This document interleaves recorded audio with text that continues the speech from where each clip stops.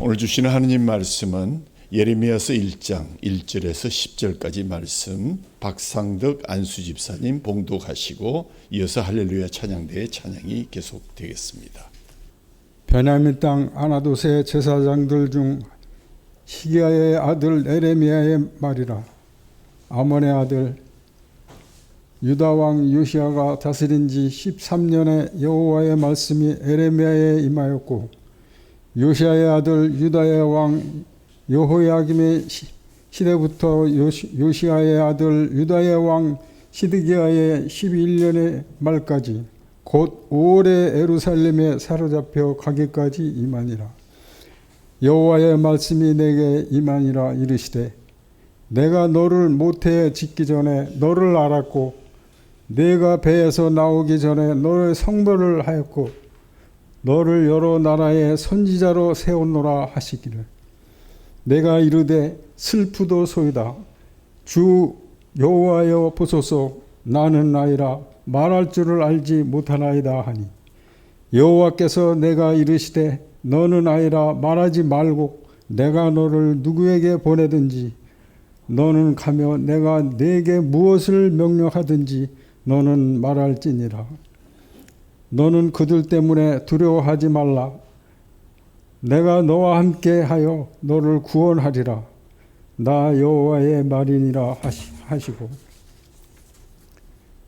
여호와께서 그의 손을 내밀어 내 입에 대시며 여호와께서 내게 이르시되 보라, 내가 내 말을 내 입에 두었노니, 보라, 내가 오늘 너를 여러 나라와 여러 왕국에 세워 내가 그것들을 뽑고 파괴하며 파멸하고 넘어뜨리며 건설하고 심게 하였느니라 하시니라.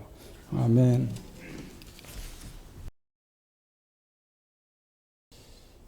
해마다 가을이 오는 시간에 저는 이 시를 꼭 이 단상에서 한 번씩 읽곤 합니다. 올해도 이제 말복이 지나고 다음 주 수요일이, 오는 주일 수요일이 아마 처서가 되는 것 같습니다. 나태주 시인의 멀리서 빈다. 어딘가 내가 모르는 곳에 보이지 않는 꽃처럼 웃고 있는 너 한 사람으로 하여 세상은 다시 한번 눈부신 아침이 되고, 어딘가 내가 모르는 곳에 보이지 않는 풀잎처럼 숨쉬고 있는 나 한 사람으로 하여 세상은 다시 한번 고요한 저녁이 온다. 가을이다. 부디 아프지 마라. 가을이다. 부디 아프지 마라. 이 평범한 한 문장이 가슴을 아리게 합니다. 입추가 지났고 아침 저녁으로 싸늘한 기운을 느낀다는 처서, 더위가 쉬어가고 이제 본격적인 가을이 오는 그러한 시간에 가을이다. 부디 아프지 마라.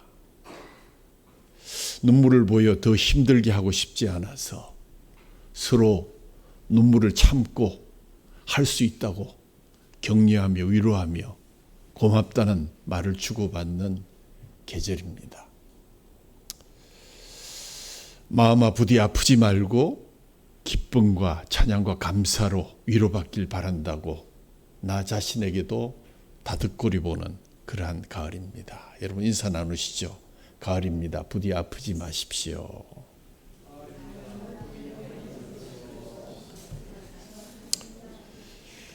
건강하셔야 됩니다.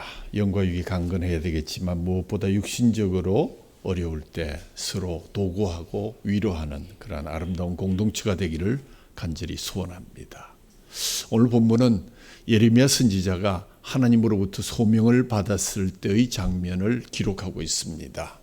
하나님이 예레미야를 선지자로 부르셨습니다. 하지만 예레미야는 자신의 부족함을 핑계대며 부르심을 거부합니다.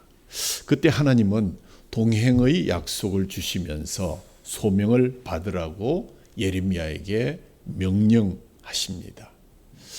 우리는 늘 연약합니다. 실수합니다. 때로 넘어집니다. 그러나 하나님은 부족하고 허물 많은 우리를 사용하시기를 원하십니다. 그러므로 나는 부족하지만, 나는 연약하지만, 나는 능력이 없지만 하나님께서 나를 통해서 일하신다는 사실을 결코 잊지 마시고 부르심에 응답하시는 저와 여러분이 다 되기를 간절히 소원합니다.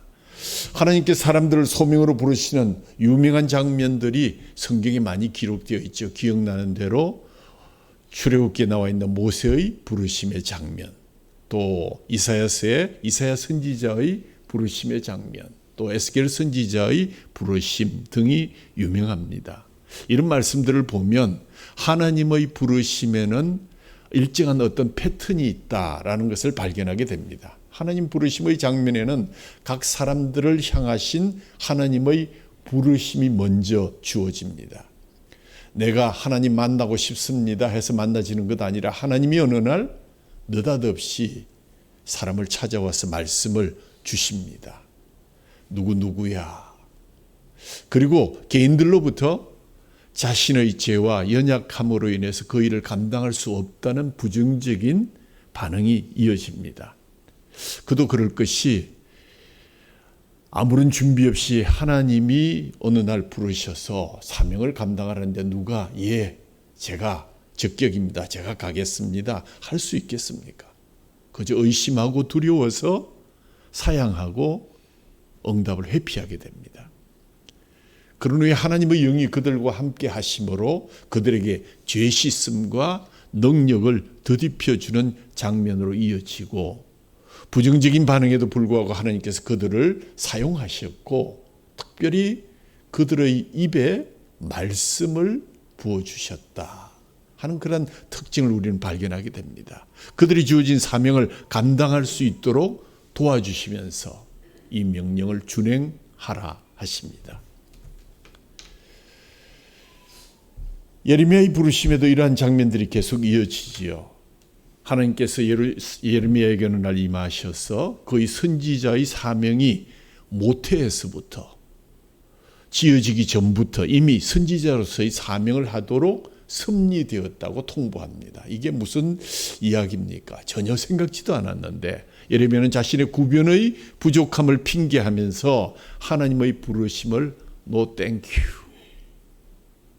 저는 원하지 않습니다.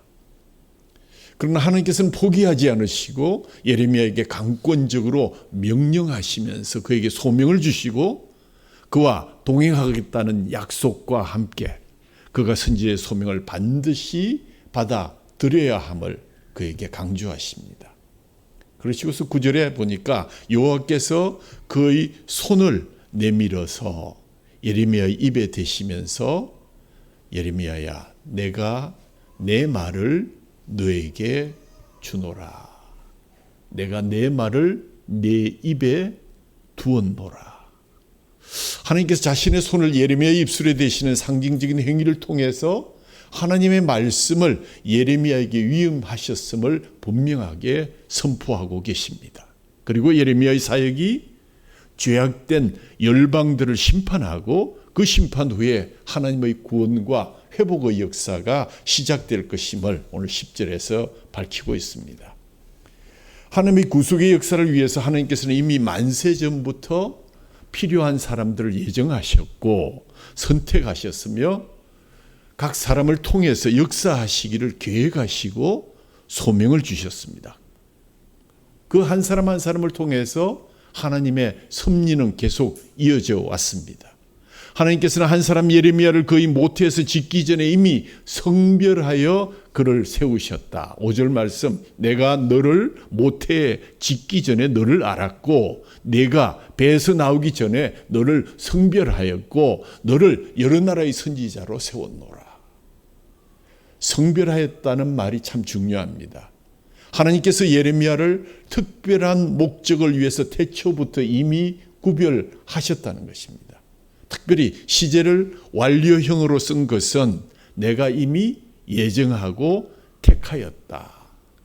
이것은 다시 돌이킬 수 없는 이미 확정된 사실이라는 것입니다. 이렇게 하나님께서는 오늘도 하나님의 역사를 이루시기 위해서 택하신 일꾼들을 들어서 사용하고 계십니다. 이 같은 이유로 하나님께서는 오늘 우리들을 우리 시대에, 오늘 시대에 합당한 구속사적인 사명으로 부르신 줄 믿으시기 바랍니다.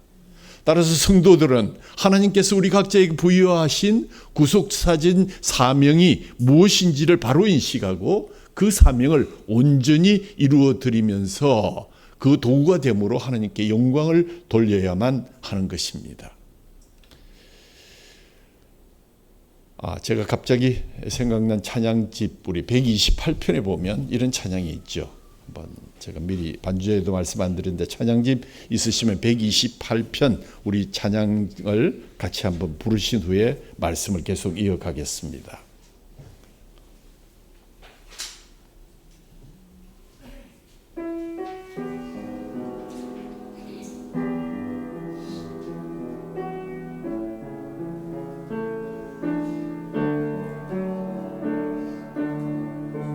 주님 내가 여기 있사오니 나를 보내소서. 나의 몸 주께 드리오니 주 받으옵소서.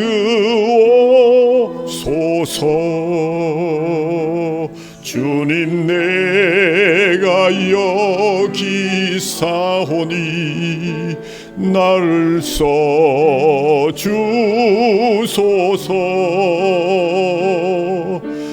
그건 모두 다 주께 드리오니 주 받으옵소서.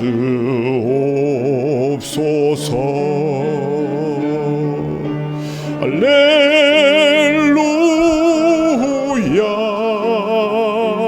할렐루야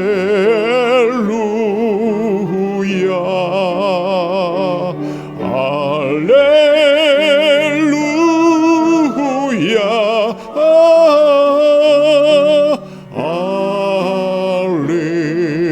할렐루야. 주님 내가 여기 있사오니 나를 보내소서.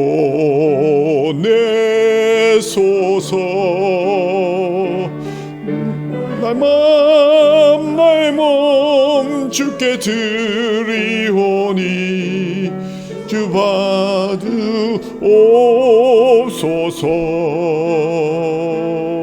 주님 내가 여기 있사오니 나를 써주소서.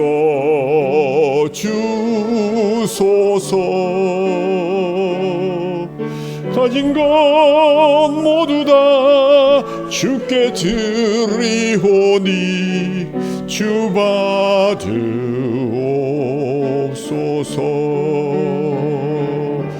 할렐루야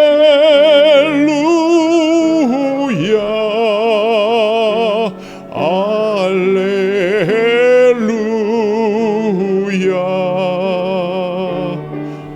할렐루야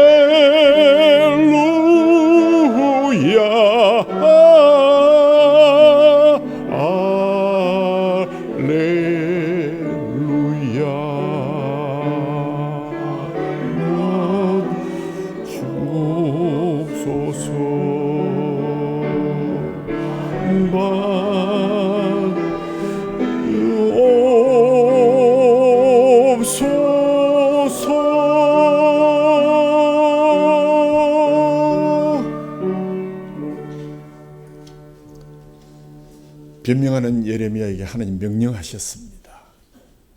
7절 말씀 여호와께서 내게 이르시되 너는 아이라고 말하지 말고 내가 너를 누구에게 보내든지 너는 가며 내가 네게 무엇을 명령하든지 너는 말할지니라. 소명자들에게 한 가지 요청되는 것이 있다면 그것은 소명에 대한 온전한 순종일 것입니다. 변명해서도 안 됩니다. 따져서도 안 됩니다. 하나님의 명령에는 어떤 타협도 있을 수가 없습니다. 노아는 하나님께서 방주를 만들라고 하셨을 때 비가 올 것 같지도 않은 산 위에다가 70, 80년 이상을 지시하신 규격대로 그 말씀에 순종했고요. 아브라함은 역시 하나님께서 고향과 친척과 아비의 집을 떠나라고 하셨을 때 하나님이 어떻게 이렇게 무리한 명령을 갑자기 하시는지 묻지 않았고 그 명령에 순종했습니다. 모세 역시 그가 가진 여러 가지 부정적인 요소, 80세가 넘어서 다 저물어가는 인생에 가라 하시는 하나님의 명령에 순종해서 출애굽의 사역을 이루었습니다. 이렇게 하나님의 부르심에 절대적으로 순종하여 하나님의 구속의 도구로 쓰임받은 믿음의 조상들의 예를 들자면 끝이 없을 것입니다. 왜냐하면 여기 계신 여러분들이 대부분 그 예들이기 때문입니다. 남부 캐롤라이나의 벤 리펜에서 열린 한 수양회에서 어떤 젊은 여인이 자신의 소명에 대한 간증을 합니다. 그러면서 하얀 종이 한 장을 들어 보이면서 거기에 자신의 인생을 향한 하나님의 계획이 있다고 말합니다. 사람들이 자세히 보아도 그 종이에 쓰여있는 것은 아무것도 없었고 맨 아래 그녀의 서명이 있을 뿐이었습니다. 그러면서 하는 그녀의 간증, 저는 하나님의 뜻이 무엇인지 모르지만 다 받아들입니다. 그리고 세부사항은 그분께서 채우시도록 저는 이렇게 남겨놓았습니다. 그녀는 참된 제자였고 안전한 땅에 서 있었습니다. 하나님께서는 선지자 예레미야를 말씀 사역을 위하여 부르실 때 그에게 전할 메시지는 물론이요, 그에 대한 보호의 약속도 8절에 주셨습니다. 너는 그들 때문에 두려워하지 말라. 내가 너와 함께하여 너를 구원하리라. 그 사명을 감당할 능력도 함께 주실 것을 말씀하셨고, 자신은 말을 잘 못하는 아이라고 변명할 때 에스겔 선지자의 경우와 마찬가지로 그 입술에 하나님의 말씀을 붙여 주심으로 예레미야가 선지자의 사명을 온전히 감당할 수 있도록 배려했습니다. 이렇게 하나님께서는 일꾼에게 사명을 주시면서 그 사명을 감당할 수 있는 힘과 능력을 함께 공급해 주십니다. 하나님께서는 모세를 애굽에 보내실 때도 그 손에 능력의 지팡이로 들려 보내셨고, 나는 말을 할 줄 모릅니다 할 때도 레위 사람 내 형 아론이 있지 아니하냐, 그가 말 잘하는 것을 내가 아노라. 그때 예수님 여호와께서 모세에게 노하셨다. 자꾸 미꾸라지처럼 빠져나가려고 그러니까 너는 이미 선택되었고 내가 너를 불러 세웠노라. 예수님께서 제자들을 세상으로 파송하실 때 빈손으로 보내지 않고 귀신을 쫓아내고 병을 고치는 능력과 권위를 함께 보내주셔서 그들이 기쁨으로 그 사명을 수행했던 것을 우리는 기억합니다. 예수 그리스도를 구세주로 영접하고 세례를 받은 모든 성도들은 다 섬김의 사역, 디아코니아에 위해서 부름을 받은 사역자들입니다. 그리고 요구되는 것은 능력 주시는 자 안에서 오직 순종과 충성이 필요할 뿐입니다.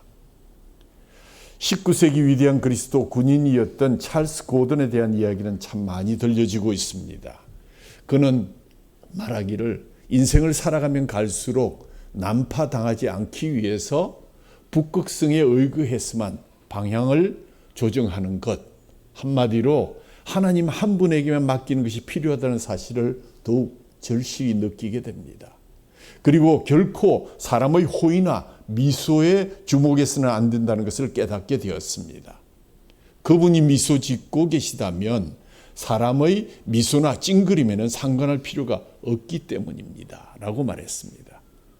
한 번은 그 잔인한 왕이었던 아비시니아의 존이 고든 장군에게 말하기를, 고든 장군, 내가 마음만 먹으면 당장 너를 죽일 수 있다는 것을 자네 알고 있는가? 라고 고함을 쳤습니다.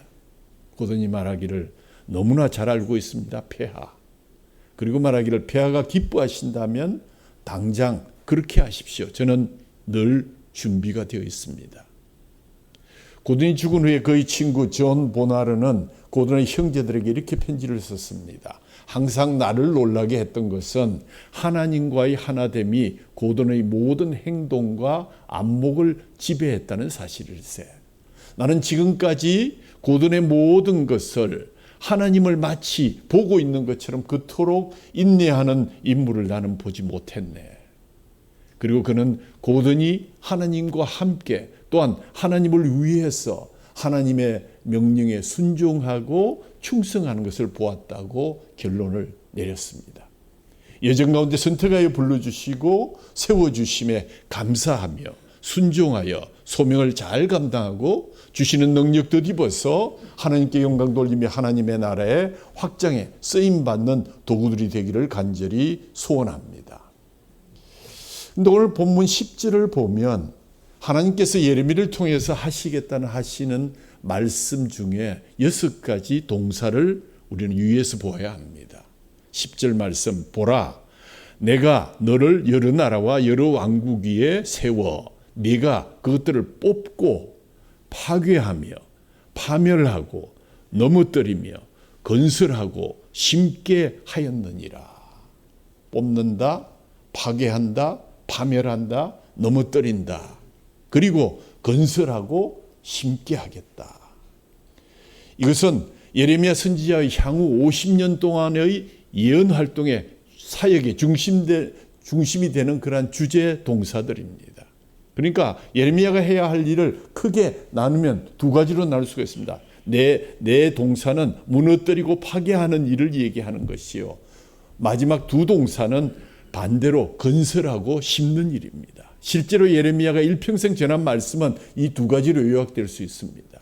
예레미야 1장부터 28장까지 뽑으며 파괴하며 파멸하며 무너뜨리는 사역의 내용이요. 29장부터 52장까지는 건설하며 심는 것입니다. 그런데 사실은 이 2가지 대조적인 내용으로 구성된 것은 예레미야서뿐만 아니라 대부분의 예언자들에게 공통적으로 적용됩니다. 이사야의 경우 1장부터 39장까지는 뽑으며 파괴하고 40장부터 66장까지는 새롭게 건설합니다.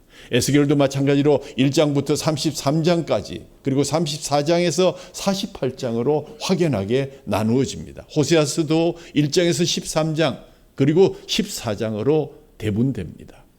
아모스서도 1장부터 8장 그리고 나머지 9장, 그러니까 대부분의 선지자들의 메시지의 내용이 이렇게 전반과 후반으로 나누어져 있습니다. 전반은 부수는 것이요 무너뜨리는 것이요, 후반은 바로 그 터 위에 새롭게 짓고 심는 것입니다. 사실 우리가 매주 듣는 설교의 말씀도 비슷합니다. 듣기 싫지만 목사께서 죄를 책망하고 뉘우칠 것을 경고하면 후반전에 가서 하나님이 주시는 권면과 용기를 함께 선포하여서 우리가 말씀의 순서에 따라서 그 설교를 우리가 아멘으로 받게 되는 것입니다. 오늘 그 순서에 따라서 첫 번째 하나님 말씀은 파괴하고 무너뜨리는 것이다. 좀 파격적인 이야기입니다. 예레미야의 경우를 봅니다. 무엇을 무너뜨렸습니까? 예레미야는 자신의 경우 조국 유다를 쳐다보면서 그들의 도덕적인 지도자들의 도덕적인 타락에 대해서 그가 한탄했고 도덕이 무너진 나라를 책망하고 무너뜨린 역할을 감당했습니다. 당시 예배가 타락했고 왕과 제사장 지도자들이 타락했습니다. 예레미야는 이런 나라는 하나님이 망하게 할 것이다라고 예언했습니다. 이런 나라는 오래가지 못할 것이다. 뿌리가 튼튼하지 못하기 때문에 하나님께서 아예 뽑아버리실 것이다. 예레미야 예언의 중요한 전반기의 말씀이었습니다. 오늘 우리도 마찬가지입니다. 우리도 하나님 말씀을 들으면서 이런 메시지를 먼저 받아야만 합니다. 그렇지 않으면 그것은 설교가 될 수 없는 것입니다. 한마디로 세상을 분별하고 그것을 판단하고 파괴하는 기능을 가져야 하나님의 말씀이 될 수 있는 것입니다. 세상에 대하여 비판적인 안목과 문제의식을 가져야 한다는 말입니다. 만일 어떤 사람이 이 세상이 살기 좋으니까 그냥 이대로 있으면 좋겠다라고 말한다면 그는 진정한 크리스찬이 아닙니다. 예수 믿는 사람은 마치 물고기가 물을 거슬러 올라가듯 거친 폭포를 타고 올라가는 연어처럼 세상의 조류에 휩쓸려가는 것이 아니라 이것을 역행해서 천국 도성을 향해서 힘차게 나아가야 하는 것이 크리스찬의 자세입니다. 하나님 말씀을 중심으로 세상을 판단하고 분별하며 문제의식을 가져야 되고 비판적인 사고를 가져야 되는 것이 크리스찬의 기본적인 정신입니다. 오늘 우리 사회를 무한 경쟁 사회, 승자 독식 사회라고 얘기합니다. 미국의 대선 제도에 보면 한 주에서 한 명이라도 더 많은 선거인단을 가지게 되면 그 주의 표를 몽땅 다 가져가는 것을 봅니다. 이를 가리켜서 winner takes all. 이기는 자가 모든 것을 다 가진다. 대단히 불합리해 보입니다. 그러나 이 승자 독식이 미국 대선에만 적용되는 것이 아니라 우리 사회 전반에 걸쳐서 통용된다는 데 문제가 있습니다. 이미 가지고 있는 사람은 더 많은 것을 가지게 되고 가지지 못한 사람은 아예 가지지 못하는 사회로 점차 바뀌어지는 이 사회에서 당연히 더 많은 것을 가지려다 정말 경쟁하고 하다 보니 부패가 만연하게 되고 상대방을 모함하게 됩니다. 공직사회에서 또는 고위급 사회지도층 인사들의 청문회를 보면 위장 전입은 기본입니다. 부정과 부패로부터 자유롭지 못한 것을 보게 됩니다. 어떤 능력 있고 명망 있는 분들을 나라의 주요 직책으로 제안하고 모시려고 하면 대부분 고사합니다. 왜요? 청문회 때문에. 그런가 하면 이런 현상에 반발해서 최근에는 묻지마 폭력을 저지르는 파렴치한 범죄들이 기승을 부리기 시작했습니다. 이것이 우리가 살아가고 있는 양심이 마비된 세상의 모습입니다. 여기에 우리는 문제의식을 가져야 되고 여기에 우리는 비판의식을 가져야 되며 여기에 우리는 이 가면을 벗겨야 합니다. 이런 세상을 살아가면서 우리가 만족하고 이대로 좋습니다. 외면하면서 살아갈 것이 아니라 무엇이 잘못된 것인지 성경에 비추어 비판하고 문제의식을 가져야 되는 것 당연한 것입니다. 내가 추구하고 있는 기독교적인 사고와 삶이 바른 것인지 아니면 가면에 쓴 것이 불가한 것인지 가면을 쓰고 있다면 그것을 먼저 벗겨야 할 것입니다. 디방킹이라 그러는데 가면 벗기기다. 문제의식과 비판적인 사고와 가면 벗기기 이것이 바로 예레미야의 전반전 사명이었습니다. 세상을 판단하고 문제의식을 가지고 그 가면을 벗겨내는 것. 그런데 가장 중요한 것이 하나 있습니다. 잘 들으셔야 됩니다. 바로 내가 그 세상의 일부임을 깨달아야 합니다. 세상을 판단하는 바로 그 잣대를 가지고 먼저 나를 엄중하게 판단할 수 있어야 합니다. 예레미야를 통해서 주신 하나님 말씀을 읽어보십시오. 예레미야서 23장 29절에 여호와의 말씀이니라 내 말이 불같지 아니하냐 바위를 쳐서 부스러뜨리는 방망이 같지 아니하냐. 불과 같고 방망이 같은 하나님의 말씀을 읽을 때 내가 살고 있는 사회를 비판하기 전에 먼저 나를 비판하고 회개하는 것이 당연한 것이다. 우리 사회의 잘못된 가치관이 내 속에 들어와서 내 삶을 움직이고 내 인생을 바꿔놓고 내 인생을 세속화시키고 있다면 그것 먼저 몽둥이로 쳐야 되는 것이다. 이러한 자신을 바라보며 괴로워하고 슬퍼하는 마음을 가지는 것, 예배 전에 반드시 우리가 회개의 시간을 가지고 기도하는 것, 그것 형식적인 것 아닙니다. 적어도 하나님 앞에 예배하는데 적어도 주님의 몸과 피를 드는데 회개하지 아니하고 자기의 잘못을 돌아보지 않고 선다는 것은 무슨 배짱이겠습니까? 하나님 말씀이 몽둥이와 같아서 나를 때리기 때문에 아파서 견딜 수 없어야 그것이 정상입니다.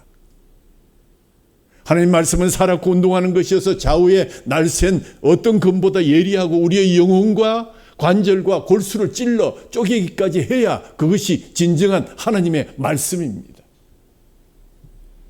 사랑하는 성도 여러분께서도 선포되는 하나님의 말씀, 날마다 통독하고 있는 성경 말씀의 묵상을 통해서 과연 그 말씀이 나에게 무엇을 의미하는 것인지, 나에게 무엇을 지적하는 것인지, 나의 가면을 어떻게 벗기기를 원하시는지, 내가 그 말씀대로 살아가고 있는지, 그 말씀의 진정한 의미가 무엇인지, 내가 무엇을 먼저 나의 것을 파괴해야 될 것인지를 우리는 물어보아야 합니다. 답하셔야 됩니다. 말씀이 내 삶의 기반을 드러내고 제 위에 서 있는 나를 발견하고 이것 때문에 두려워하고 이것 때문에 슬퍼하고 이것 때문에 눈물을 흘릴 수 있는 길교회 성도들이 다 되기를 주님의 이름으로 축복합니다. 잊혀지지 않는 한 예화를 여러분에게 소개합니다. 아마 여러분이 10번 이상은 들었을 것 같습니다. 어떤 한 사업가가 부도 위기에 처했습니다. 남은 것이라고는 조그마한 허술한 공장 하나밖에 없었습니다. 그 공장의 매각을 위해서 온 힘을 쏟았지만 별 매수자가 없었습니다. 그런데 어느 날 마침내 매수자가 나타났습니다. 오랫동안 사용하지 않은 공장에는 거미줄이 이곳저곳에 쳐져 있고 길바닥에는 잡초가 돋아나 있고 유리창도 많이 깨어져 있었습니다. 부지런히 청소를 하고 매수자를 만난 공장 주인이 이렇게 설명합니다. 제가 빠른 시일 내까지 깨어진 유리창도 갈고 청소하겠습니다. 그랬더니 매수자가 대답하기를 아닙니다. 그럴 필요가 없습니다. 저는 이 공장을 다 헐어버리고 새롭게 공장을 지을 것입니다. 사랑하는 성도 여러분, 하나님의 말씀이 여러분의 치부와 죄를 드러낼 때 간단한 청소나 덧칠을 가지고 모면하려 하지 마십시오. 그것이 쌓이면 암이 되고 그것이 바로 여러분을 지옥으로 인도하는 그러한 길이 된다는 사실을 기억하셔야 됩니다. 철저하게 부셔야 되고 철저하게 허물어뜨림으로써 회개하고 하나님 말씀이 여러분을 새롭게 지을 수 있도록 온전히 인정하고 회개하고 항복하시기를 간절히 소원합니다. 그것이 그분이 이 땅에 오셔서 여러분을 위해서 십자가를 지신 목적입니다. 내가 너의 모든 죄를 내가 도말을 시켜주겠다. 나에게 고백하라. 회개하라. 말씀이 당신을 파괴하고 당신을 새롭게 지을 수 있도록 당신의 전부를 맡기시는 분이 바로 복된 자입니다. 적당하게 캄프라치하고 적당하게 덧칠하고 의무방어진을 하듯이 예배 드리고 그것으로 모면하려 하지 마십시오. 하나님은 여러분의 중심을 더욱더 잘 보실 수 있는 온전한 시력을 가지신 분이십니다.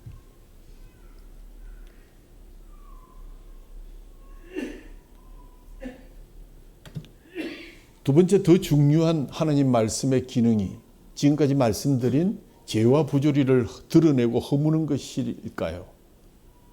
전 단계의 파괴는 새롭게 건설하며 심을 것을 전제하고 그 목적으로 행해진 전 단계에 불과합니다. 건설하며 심는 것이 없이 파괴하고 비난만 하는 사람을 가르쳐서 우리는 냉소주의자, 영어로 시니컬하다 이렇게 얘기해요. 시니컬이라는 것은 시니시즘이라는 영어에서 나왔는데 우리말로 참 번역을 멋있다기보다 참 우습게 했어요. 견유학파다. 그러니까 개견자에다가 유교할 때 유자를 써서 견유학파다. 견유학파라 하면 대표되는 사람이 바로 디오게네스라는 사람 여러분이 기억하실 것입니다. 이분이 창건한 고대 철학의 한 철학파가 바로 이 시니시즘, 즉 견유학파입니다. 그래서 어느 날 알렉산더 대왕이 그를 찾아왔습니다. 당신이 그렇게 유명하고 또 당신의 가르침을 내가 받고 싶는데 그 대가로 내가 당신에게 무엇을 주면 좋겠소? 하고 물었더니 디오게네스가 한 말이 무엇입니까? 아무것도 필요 없으니 햇빛 그만 가리고 저리로 비켜주십시오. 이 세상 돌아가는 것으로부터 나는 탈피해서 그것으로부터 벗어나고 살고 싶은 사람입니다. 견유학파는 인간 내적인 자유와 만족을 추구하기 때문에 이 세상에 있는 모든 것들을 다 포기하는 학파입니다. 그런 점에서 기독교와 비슷한 점이 일명 있습니다. 자기를 부인하는 삶입니다. 그런데 이 사람들의 문제는 거기서 끝나는 것입니다. 세상은 어차피 그런 거니 세상에 선한 것이 있을 수 없다고 생각하며 허무주의에 빠져서 세상으로부터 도피해서 사는 것이 제일 좋은 삶이다 하면서 세상을 비판적으로만 바라보는 냉소적인 그러한 사람들이 된 것입니다. 대단히 훌륭한 것 같지만 대안이 없습니다. 남을 비판한 것에 그치고 맙니다. 이어지는 자기 십자가를 짐이 없는 것이 우리와 다른 점입니다. 하지만 선지자 예레미야의 오늘 비관주의, 예언자적 비관주의라고 합니다마는 엄청나게 비판하지만 그 비판의 기초에 가장 위대한 하나님의 약속, 낙관주의가 자리 잡고 있는 것입니다. 건설할 것을 염두에 두고 더 나은 세계를 바라보면서 지금의 세계를 비판합니다. 이 세계가 무너지지만 더 좋은 세상이 있다는 것입니다. 인간의 손으로 지은 것이 다 파괴되면 하나님께서 지은 것이 기다리고 있다는 것입니다. 인간의 손으로 지은 성전 대신에 하나님이 지으신 집이 우리 속에 있다는 것입니다. 돌에 새긴 계명 대신에 마음에 새긴 계명이 있다는 것입니다. 짐승을 잡아들이는 제사는 다 폐하여지지만 영원하신 하나님의 용서가 십자가에서 주어졌다고 말합니다. 인간왕은 실패하지만 하나님이 세우신 메시아의 시대가 도래한다고 말합니다. 남북이 나누어지고 동강난 조국이 아니라 복음으로 통일되는 조국이 우리 앞에 기다리고 있다고 믿습니다. 예루살렘이 변방의 작은 도시가 아니라 전 세계의 중심이 되어 하나님의 정의와 평화의 복음이 가득한 세상을 꿈꾸고 있습니다. 그것이 바로 예레미야가 받은 바 건설하며 심으라는 하나님의 후반전 계획입니다. 유다왕 시드기야 10년에 있었던 일입니다. 유다가 바벨론에 완전히 망한 때가 시드기야 11년이니까 망하기 몇 달 전이었던 것 같습니다. 바벨론 군대가 예루살렘을 에워쌌고 다른 성읍들은 다 함락되었습니다. 예루살렘 하나만 남았는데 예루살렘이 그 시온산 꼭대기에 세워져 있기 때문에 쉽게 무너뜨릴 수가 없는 난공불락의 성이었습니다. 근데 시간이 지남에 따라 성 안에 에워싸고 있기 때문에 먹을 것이 떨어지고 물이 떨어지게 됩니다. 싸울 전의를 상실하게 됩니다. 조금 더 있으면 바벨론 군대가 불화살을 쏘면서 사다리를 타고 성 안으로 진입해서 성문을 열게 될 것입니다. 모든 것이 끝납니다. 완전히 망하게 되었습니다. 이때 예레미야는 어디 있었는가? 예루살렘 한가운데 있는 왕궁의 쉬대 뜰에 갇혀 있었습니다. 오늘날 말로 하면 대통령 경호실 감방에 갇혀 있는 셈입니다. 왜 거기 갇혀 있습니까? 그 나라가 조금 있으면 망할 것이다 라는 유다의 파괴를 예언했기 때문입니다. 한마디로 이적 행위를 한 것이라는 것입니다. 바벨론 사람이 지금 포위하고 있는데 조금 있으면 무너질 것이니 바벨론에 항복하라고 하나님이 말씀하십니다 했더니 너는 이적 행위자다 해서 지금 곧 망할 조국을 바라보면서 아무 일도 하지 못하고 잡혀 있습니다. 조국을 사랑해서 조국을 위해서 그렇게 기도하면서 하나님 말씀을 전했지만 멸망을 이야기했기 때문에 그는 모든 소망을 끊어버린 죄로 이적 행위로 곧 내일 목숨이 어떻게 될지 알 수 없는 그러한 위기에 있습니다. 그런데 하나님께서 보낸 한 사람이 그를 찾아왔습니다. 자기의 가까운 친척이었습니다. 하나님 말씀을 전해주겠다고 하면서 예레미야에게 말을 하는데 무슨 얘기인가 들어보니까 하나님께서 자기가 가지고 있는 밭을 예레미야에게 팔아라는 것이다. 예레미야가 순간 당황했습니다. 지금 언제 죽을지 모르고 조국이 곧 망하게 되었는데 내가 저놈 자식의 그 땅을 사서 무엇하랴 하는 그런 반항심이 생겼는데 다시 곰곰이 생각했습니다. 여러분 땅은 언제 삽니까? 조금 있으면 여기에 뉴타운이 생깁니다. 조금 있으면 여기에 건설 경기가 불어서 재개발이 될 것입니다. 이랬을 때 땅을 사야 되는 것 아닙니까? 나라가 망하게 되었고 그렇게 되면 이거 지금 있는 땅도 다 폭락하고 똥값이 될 것입니다. 다 잡혀가고 경작할 사람도 없고 그곳에 잡초만 돋을 것입니다. 무슨 땅을 산다는 얘기입니까? 그러나 예레미야는 이것이 하나님의 희망의 말씀인 줄을 깨닫고 그 땅을 사게 됩니다. 증인들을 불러서 토지매매 정서를 작성하고 등기부등본을 작성하고 그것을 임봉하고 보존했습니다. 하나님께서 지금 무슨 말씀을 하시려는 겁니까? 지금 유다는 백척 간도에 놓여 있어서 잠시 후면 멸망하게 됩니다. 무너집니다. 그러나 시간이 지나면 그 무너진 곳에 하나님이 새롭게 건설하고 또 포로에서 너희들이 돌아갈 것이며 너희들이 거기에 새로운 것을 심어야 된 것을 말씀해 주신 것입니다. 그때가 되면 예루살렘 뉴타운의 예언이 적중되고 사람들이 많아지고 밭을 경작하게 되고 땅값이 수십 배 수백 배가 오를 것입니다. 그때가 올 것을 소망하면서 땅을 사라고 하셨고 건설하고 거룩한 씨를 심으라고 하신 것이 하나님의 예레미야를 향한 두 번째 후반기 활동 목표였습니다. 하나님이 우리를 책망하실 때 아무런 희망을 가지지 않고 야단만 치시는 분 아니십니다. 여러분이 읽으셨겠지만 프랑스의 소설가인 빌리에 드릴라당이라고 하는 사람이 쓴 단편 소설에 희망 고문이라는 그러한 단편 소설이 있죠. 고리대금업자인 유태인이 종교 재판관의 판결을 받아서 감옥에 갇혔습니다. 종신형을 받았습니다. 이 사람이 거기서 많은 생각을 합니다. 어떻게 하면 내가 여기서 빠져나갈 수 있을까? 하나님의 뜻이고 뭐고 다 집어치우고 나는 빠져나가서 살아야 된다 하는 자기의 생각대로 백방의 노력을 했지만 여러 번 실패했습니다. 그런데 어느 날 타로 갈 수 있는 길을 발견하게 되었습니다. 바깥 세상으로 통하는 출구를 찾게 되었고 고통과 절망 가운데 빛을 발견한 그는 하나님 앞에 무릎을 꿇고 감사했습니다. 드디어 문이 열렸습니다. 나와보니까 밤중인데 별이 초롱초롱 빛나고 감미로운 봄바람이 산들산들 불어옵니다. 자유의 향기가 느껴집니다. 저 건너편에 보니까 푸른 능선이 보이고 거기만 지나면 나는 완전한 자유다. 밤새도록 뛰어가면 그 산에 도착할 것이고 그렇게 되면 더 이상 수색을 하지 못하니까 나는 해방되는 것이다. 모든 난관을 뛰어서 무사히 통과했습니다. 아무도 그를 제어하는 사람이 없었습니다. 저 멀리 자기가 갇혀있던 감옥을 되돌아보게 됩니다. 이야, 내가 저기서 종신형을 받고 살았더라면 어떻게 됐을까? 그러면서 무릎을 꿇고 하나님께 감사의 기도를 드리는데 이때 자기의 양팔을 붙드는 사람들이 있었습니다. 눈을 들어보니까 바로 자기를 잡아 넣었던 종교 재판관들의 부하들이었습니다.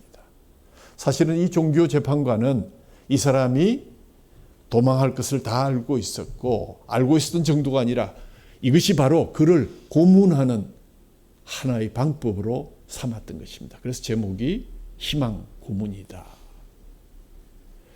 가장 잔인한 고문이 무엇입니까? 희망 고문입니다. 희망을 갖게 하는 것입니다. 잠시 후에 우리는 그를 다시 감옥에 쳐넣죠. 이런 일을 한 두 번 하고 나니까 그 사람이 정말 깊은 절망 가운데 빠져서 다시는 탈옥의 꿈을 꾸지 않습니다. 모든 것을 포기하고 그곳에서 종신의 형을 살아가게 되었습니다. 여러분, 사탄이 우리에게 하고 있는 짓이 바로 이런 짓입니다. 사람들에게 거짓된 희망을 보여주고 있습니다. 소곤소곤 되면서 침소봉대해서 화평을 깨뜨리고 절망하게 만들고 건설을 포기하게 하고 다시 심으려는 용기도 꺾어놓는 것이 사탄의 유혹인 줄 여러분 모르시죠? 이와 같은 세상의 헛된 꿈, 희망의 고문에 속지 마십시오. 오직 하나님 말씀만이 우리의 진정한 희망이 되는 것입니다. 그 말씀 앞에 나 자신을 철저하게 복종시키시고 그 말씀 앞에 내가 철저히 낮아지고 나 자신을 먼저 비판하고 나에게서 도무지 선한 것이 나오지 못함을 고백하고 나의 죄악을 주님 앞에 내어놓고 주님 저를 불쌍히 여겨 주십시오.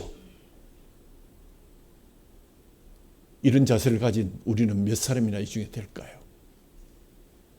가장 낮아지고 가장 밑바닥으로 내려가서 거기서 하나님 앞에 울부짖을 때 우리 하나님께서 십자가를 통한 소망을 우리에게 보여주실 것입니다.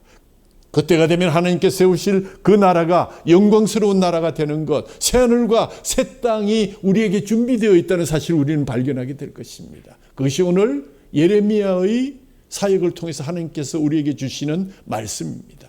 하나님의 영광이 충만한 것을 바라보게 되면서 내가 너를 불러서 내가 너를 세웠노라.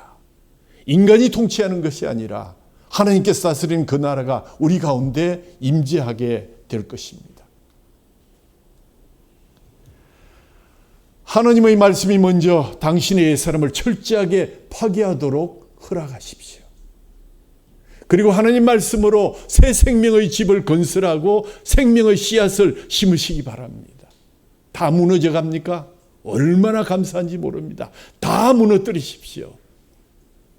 새로운 생명의 집을 건설할 시간이 다가오기 때문입니다.